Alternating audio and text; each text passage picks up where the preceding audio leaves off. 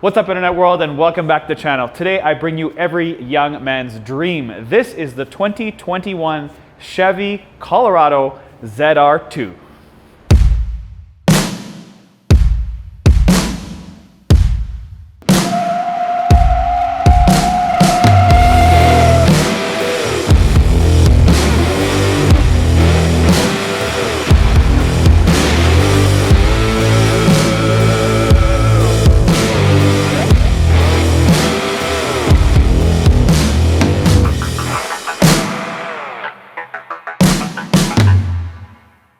This mid-size truck shares its space on Earth with the Ranger, the Canyon, and the Tacoma. Now what that essentially means is mid-size. What do you mean mid-size? Well, it's not compact anymore, it's not small, it's not tiny, because truck and small don't go hand in hand. So they decided to make this a mid-size truck. So what these mid-size trucks offer is it offers a little bit less towing capacity, a little smaller interior, and a little bit cheaper on the pockets. So mid-size trucks generally have a smaller engine, tow a little bit less, and can hold less weight on the body. They call that payload. So let's take this mid-size Colorado. Now what this mid-size Colorado can perform today is basically almost the same as what a 10-year-old half-ton. So thinking half-ton, we're talking F-150, Silverado, Sierra, Ram. So a 10-year-old half-ton performs pretty much the same way as a brand new Colorado. Almost the same. Here are the numbers. 6,900 pounds, 7,900 pounds. 1,000 pounds difference between a 10-year-old half-ton and a brand new mid-size. And that includes the payload. And what the payload is how much weight you can actually put on the vehicle downward. It's not how much you can tow. And speaking of towing, the non-ZR version can tow up to 7,700 pounds if you get the diesel. If you get the gas, it's 7,000 pounds. And if you get the ZR2 version, it's capped at 5,000 pounds. You can get them in 3 engines. The first engine, which this one has, is the 3.6 liter that makes 308 horsepower and 275 foot-pounds of torque. You can also get it in a turbo diesel that tows up to 7,700 pounds, as I mentioned, and you can get it in a 4-banger, so you can only basically get 2 engines. So Chevy was the first American company to bring back the mid-size in 2015, and they won Motor Trend Truck of the Year in 2015 and 2016. And that sort of revamped energy and revamped speed into mid-size trucks. All right, so let's talk about the front of this vehicle. What do you guys think about this front grille? I need your opinion, please, because my opinion is that this looks like doo-doo. I like the fact they've separated from the top. They've sort of given it 2 more grills. This thing right here, to me, I wouldn't put the company name all the way across here, but I do like the fact that when you are driving and you see this behind you, you can actually see the tires on both ends because they've actually cut this front bumper so squarely that you can see the tires, which I really do like. The other thing I do like about this is I like that they're bringing some pieces from the AT4. The AT4 meaning these 2 red tow hooks. I do really like that. I like this cowl in the front. Again, this, not the biggest fan, but hey, I get it. So I really like the fact they have LEDs up there. Those LEDs are awesome. I drove with them last night and it lit up the whole road. You know why? Because these things are not LEDs. What's up with that? 2021, man. Redesigned, 2021. So why would anybody buy this truck? And the answer is lifestyle. Lifestyle is why you buy this truck. You do not want to buy an F-150, Silverado, Sierra, or Ram because that is too big. It pulls too much weight. It's too heavy. It's too bulky. This thing looks cool. They've put a lot of pieces in here that make it pop because this is a quarter bro truck. And if you don't know what a bro truck is a truck that they soup up and they put all kinds of aftermarket accessories to make it look super cool on the street. Except this adds a piece that doesn't make it a bro truck, and that is the suspension. This suspension is made right here in Ontario, Canada. Boom. Thank you, Canada. Now the core of this truck is the suspension. This suspension is a Multimatic DSSV, which stands for Dynamic Suspension Spool Valve. What that essentially means is you can take jumps on this thing and you can take this thing like 6 feet off the air and smash and not blow the suspension up because it has 3 chambers inside it that can give you on-road capabilities as well as taking it on jumps. So along the suspension, this ZR2 also gives you a 2-inch lift from factory, I might add. It also gives you front skid plates and gives you rock slides But not only that, it gives you a front and rear locking differential. It's got 2 buttons inside. You hit it, you can set the lock in the front. You hit it the other button, you can set the lock in the back. Obviously the front ones have to have the 4-wheel low on, but the rear one you can lock it. Good for burnouts. Keep watching.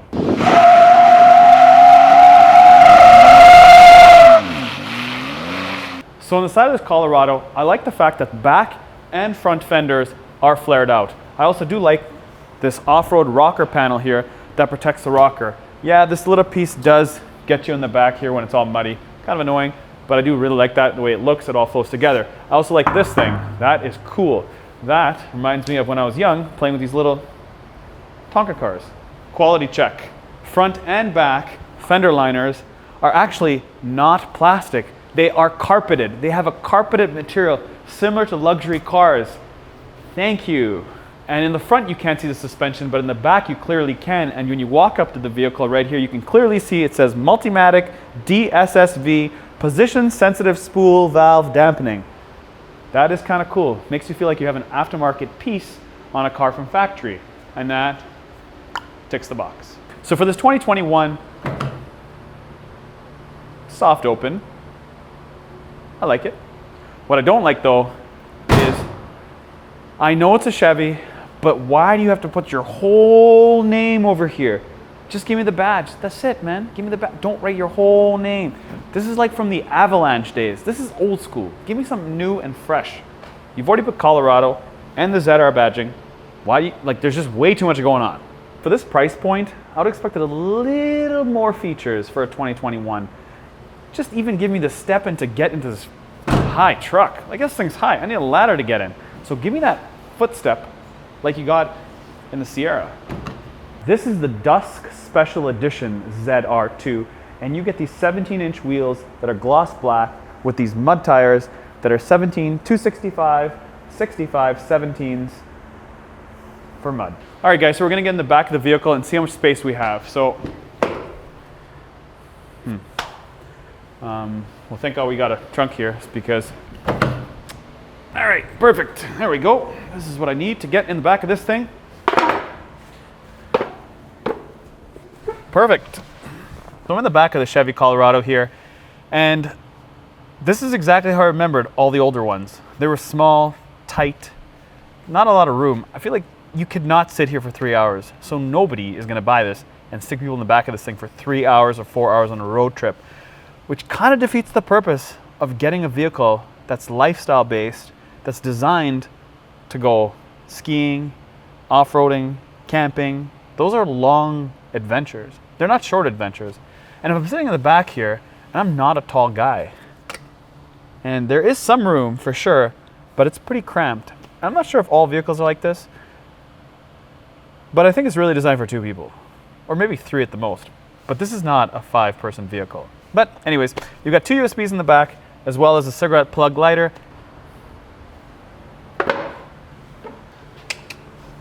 All right, y'all. I am in the 2021 keys. This is what the key looks like. Yeah, have you guys seen one before? Have you guys seen this? It's very similar to a CD. It uses the same technology. You have to take this in and put it in here and turn it, and that's how it starts. There's no button. It's just a key. Look rear seat. Look in rear seat. My jacket's in the rear seat. Thank you. I feel manly. Everything lights up, and first impressions, everything is really buttony. It's big, very basic, except for this 8-inch screen over there. The 8-inch screen has got everything you need to put you into today's world. It's got your hotspots, obviously your Bluetooth, your Apple CarPlay, all that good stuff, but everything else is very, very basic. This door panel could be from 1995 or 2005. I can't tell the difference, except it's in a 2021. But everything else is, as I mentioned, very basic. However, they do have a wireless charger, and you can take the wireless charger and plug it right here and put it in. Now, as you can see, not all phones do fit, but you're thinking, so I'll give you that much. Now, this rear view mirror. This rear view mirror should use GM's rear view camera mirror at this price point. Now this vehicle is $52,000 Canadian or $45,000 American. And for this price point, we should really have a little bit more tech. But no, the lifestyle requires it to be basic and usable and easy to use and something that will not break. So I really commend that portion of it. But there's certain pieces that you should have because you have it already. You have it in all your vehicles. Give me something. Give me this piece. Give me my backup mirror camera. So let's talk about a few rearranges that I would do inside here. I would take the four-wheel drive engagement system and I would move it to this side. This is my HVAC system. Now this is just for my fan control. It does have an automatic button here and this is for my temperature. I would have moved this a little bit over and given me a four-wheel drive enabler or my four-wheel high, four-wheel low, however you want to put it right here, nice and big. So it makes me feel more like an off-roader. At this point, I got to reach here. It's a really small button. It's the same size as the lights. It's hiding behind the steering wheel. I can barely see it. This steering wheel has got to go. This looks like it came out of a Buick Riviera. It's a really minivan-ish. Steering wheel has got to go. And when I'm talking about basic, look at the shifter. It's got a huge knob behind it. You press like this and pull back. No, this is not a minivan. This is a truck. Have you seen the outside? Like, have you been inside here and seen the outside of this truck? Yes. The inside and the outside are two different vehicles. The only thing that I would keep inside the same is this touchscreen, most of it, and these rocker control buttons, awesome, the heated control buttons, but everything else I would either change or move somewhere else because this is just not 2021. That's why I said the car on the outside and the car on the inside are two different cars. So let's take this for a drive because the drive is where it pieces it all together.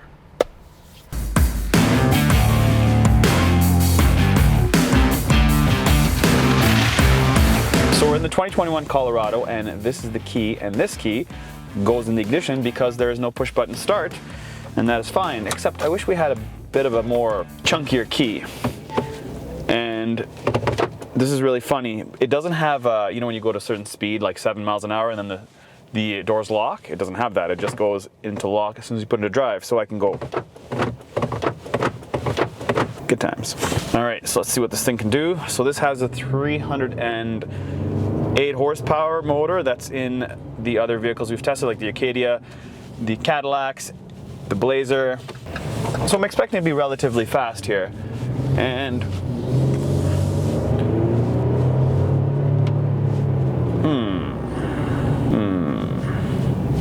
doesn't seem as fast as the Blazer, that's for sure, so far. Definitely more truck-like. I mean, obviously it is a truck, but it's definitely more truck-like. So one thing I did notice is the four-wheel drive. When I put it in auto, it actually automatically shifts into four-wheel drive. Yep, as soon as the second I put it in auto, it goes into four-wheel drive. It doesn't even stay in two-wheel drive, even though I'm on a full-out pavement. Every time I put an auto, it goes into four-wheel drive. I'm not sure why. I'll just stick it back in a two-wheel drive. I feel like that is more fun. It's nimbler. Seems that way at least. And because this car has front and rear locking diffs, to test that theory out, we take it on a sweeping left on gravel and I drive it in two-wheel drive in regular mode. I drive it in two-wheel drive with the locking diff on, and then I drive it with four-wheel drive with all the diffs on. So take a look. There's the first video, me whipping up to the left, and you'll see that is an out of control skid. The second one here is the same thing, except now I am in my rear lock differential and it's a lot more of a controlled drift. And here's the four-wheel drive with the locking rear diff, the locking front diff, and me not skidding out of control. So the meat and potatoes, as I mentioned, besides the suspension, is the transfer cases and the locking diffs. And when you want to put it in that, you have to put it into 4 low, but there's simply 2 buttons you press here. One for the rear one for the front. The front will not engage unless you're in 4 low. So it says hit 4 low to hit the front. Oops, that was the 4 ways. Oops. Hit 4 low to use front locker. So when it does engage though, it's a whole kind of setup and you can kind of feel the vehicle engage it, lock it on, lock it off. It does make all these noises. So it does give you that feel that it's actually a full mechanical system, that this is the real deal. This is not like a 1500 or a 2500 or any of the modern day pickups. This mid-size pickup is actually more raw and more rugged than a 1500. All right, so I'm at a red light here, and I've activated the rear lockers because there's not a lot of weight in the back of this thing, so the back end does get a bit squiggly. So I've got some load here, get some power, and go. All right, pretty big delay there. I would say this thing does 0 to 100 in about 7 seconds, just based on that. This must be the world's largest sunglass holder. It's huge. Fear the power of my Colorado. So the buying motive, there's a few buying motives actually here. One is obviously because you have a bed in the back, that does help. You can just throw all your crap in. So you don't have to buy something as big as a 1500. You can buy something like this that costs almost like a 1500, but it's smaller and more nimble. Otherwise, in the city, I just don't see a lot of reasons to buy this specific truck. In the city, I feel like a 1500 will do you a bit better value for money. But in some parts, I can see this working because, again, it looks cool. And the looks aspect of it is the differentiator, in my opinion, than a 1500. Most 1500s are narrow and they'd have no fender flares. This thing is fender flared out, so it does look better than most 1500s. I mean, I'm looking at a Ram there, it's flat. An F-150, the new Ram, also flat, unless you put big tires on it. So again, you gotta mod it up. The old Ram, flat. There's the Sierra right there. Yep, it's flat. So they're all skinny and have no hips. This thing's got hips and curves, so aesthetically, it's a buyer. There's an old Ranger there, and it's straight as an arrow. So again, this new sort of vibe with this wide body, this sort of jacked up hot boy, or whatever the kids call it. In terms of visibility, yeah, this back end's light. She comes up pretty good. Transmission could use some love. It's very heavy duty and not nimble. But in terms of blind spots, there's a pretty big blind spot over there. The mirrors are good, nice and wide, but there's definitely blind spots right there. You can't really see it. You'd have to really look in your mirror and do a blind spot check for sure, because that's a huge blind spot back there. But in terms of open visibility, windshield, there's a lot of space. The hood's actually really good. It doesn't tail out forever. I can't see it. I can see the end of this hood, so that's nice to know. Pretty comfortable. Most guys that buy this thing are probably going to be taller than me, so I would say that these seats should be a little bit longer. Support's really good. Seatbelt's good. Seatbelt, I like the fact that you can actually drop it down, so if you're taller or shorter, you can whip the seatbelt a little bit lower so it doesn't choke you.